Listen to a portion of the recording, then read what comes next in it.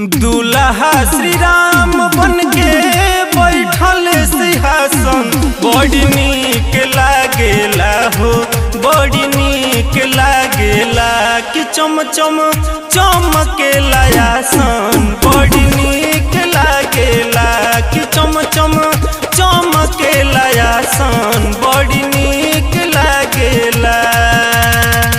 रूपवा मनोहर देखी हियारा जुड़ात बाणे बरसा रकार मंद मंद मुस्कात बाणे हो रूपवा मनोहर देखी हियारा जुड़ात बाणे बरसा रकार मंद मंद मुस्कात बाणे खुशिया से भरल बाणे बारावा के दामन बड़ी नीक लागेला हो, बड़ी नीक लागेला कि चम चम चमकेला आसन बड़ी नीक लागेला कि चम चम चमकेला आसन बड़ी नीक लागेला।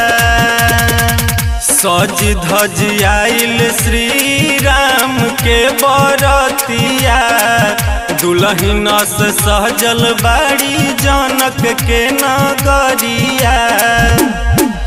सज धज आइल श्री राम के बरतिया दुल्हन से सहजल बाड़ी जनक के नगरिया।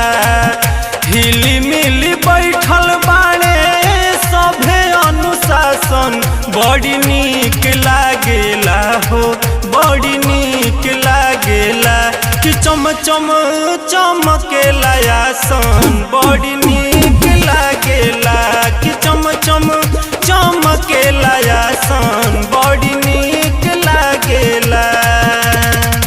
झूमी झूमी गावे अजित से हरा सानंद हो नित नव खुशी बरी से मंगल आनंद हो।